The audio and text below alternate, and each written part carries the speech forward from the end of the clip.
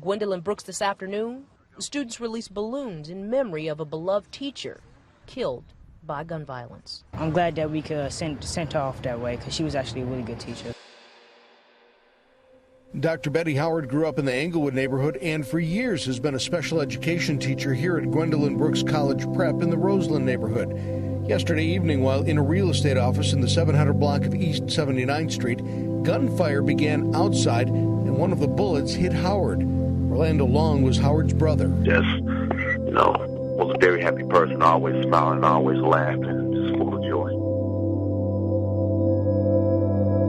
What people don't know about Chatham is not a neighborhood, Chatham is not a community. Chatham is a state of mind. And that state of mind represents Black entrepreneurship, African-American home ownership, African-American businesses. I just really took it for granted that people grew up in a middle-class community with teachers and doctors and lawyers and philanthropists and judges. And even though the community has changed since I was a girl, many of those kind of core values are still there. Respect for education, respect for the community, understanding that, we're a collective. It's been a bad eyesore for the community because so much happens on 79th Street.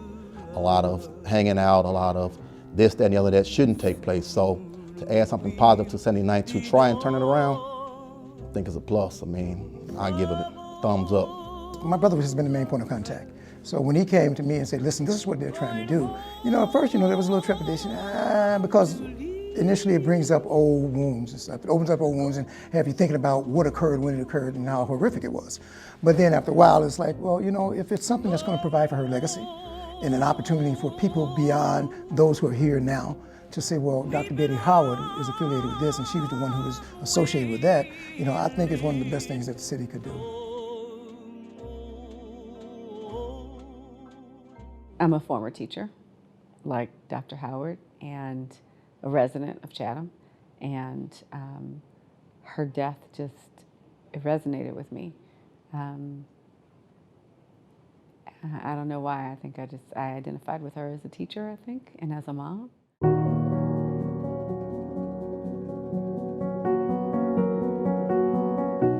So the importance of this space is really rooted in creating opportunity for people in the community. And I think also creating an opportunity for us to decrease the number of young men who feel hopeless, who feel that they have to be connected to a gang for their identity, who wind up shooting randomly into a space and killing somebody who has been focused on trying to improve other people's lives. The importance of this space is making sure that we get to stop that cycle. This is going to do a great service for people who live in Avalon Park, Chatham, Greater Grand Crossing. Is going to give them access to a facility that is in their neighborhood where they feel safe, that they can walk to, or it's just 1 or 2 bus rides away. The center proves the power of public and private sector partnerships. The Chicago Cook Workforce Partnership has been a longtime partner in our city and has spearheaded a number of initiatives and projects that diagnose and treat the deep-rooted inequities Chicago continues to grapple with. Now, the center continues this work by forging partnerships with city officials, community leaders, and stakeholders to create a state-of-the-art place where Chatham residents can meet, can heal, and learn.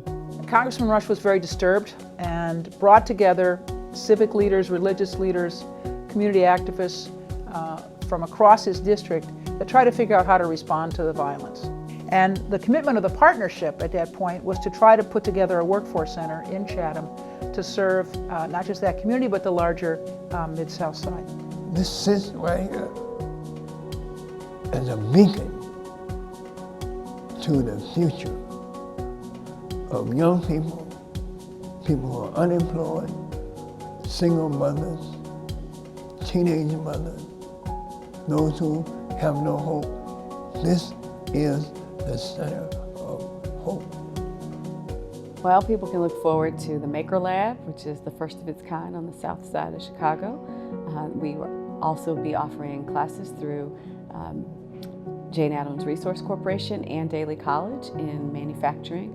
So there'll be courses in blueprint reading, CNC machining, electric circuitry, as well as AutoCAD. One of the areas that we're going to be training in is in mechanical assembly, as well as 3D printing. We'll also have some training for basic math and reading instruction for individuals that need a little bit of extra help there.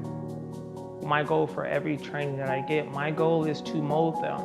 So whatever company they get, they can mold them to whatever they need. You know, you get people that got that one-track mind or they're really good at one thing. My goal is to make you so versatile that whatever company you go to, whatever you venture off and do, they will be able to mold you to exactly what they need, instead of just getting someone that's like, oh, I'm just good at this and this only, you know.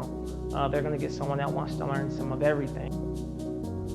When I actually pulled up there and I got out of my car, someone, a community person, you know, a community member comes up and says, hey, you know, I've seen this beautiful building, I've seen what you guys are doing, and I'm hearing that you're gonna do some classes here. How do I sign up? How do I do this? And I'm thinking to myself, oh my God, did Karen set this up, you know? Did she get somebody, you know, just to do this just because we're walking up here? But no, it was actually someone wanting to, you know, really being excited about seeing this transformation that was occurring on this block. And to those who, like us, have been blessed with great material wealth, I want to encourage them, at least Chicagoans, to invest in our communities, to help other Chicagoans. We have the resources. We need to use them. We need to invest in ourselves. To see now that there is a workforce development that's going to teach education, which she was so strongly involved in, it's like it's surreal. It's unbelievable.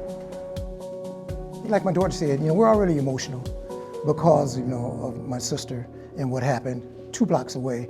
And now for this, you know, particular organization to come into play and say, well, listen, in honor of your sister, we'd like to do this, this, and this. So this is just a phenomenal space for that. This is a good place, you know, from what I see and from what I know, there's a lot of opportunity for people to do better. You know what I'm saying? So that's what it's about, something positive, man. My mom was about positivity. It is a gift in honor of an educator. And you know, if there's nothing else that can be said about it, if people remember nothing else, I want them to remember that. It was made with love. I'm just overjoyed, you know. I'm sitting here and I'm tearing up, but these are tears of joy just to see that her life, you know, her death wasn't in vain, and her legacy could continue to just move on. It represents hope restored for hopeless people, a hopeless community.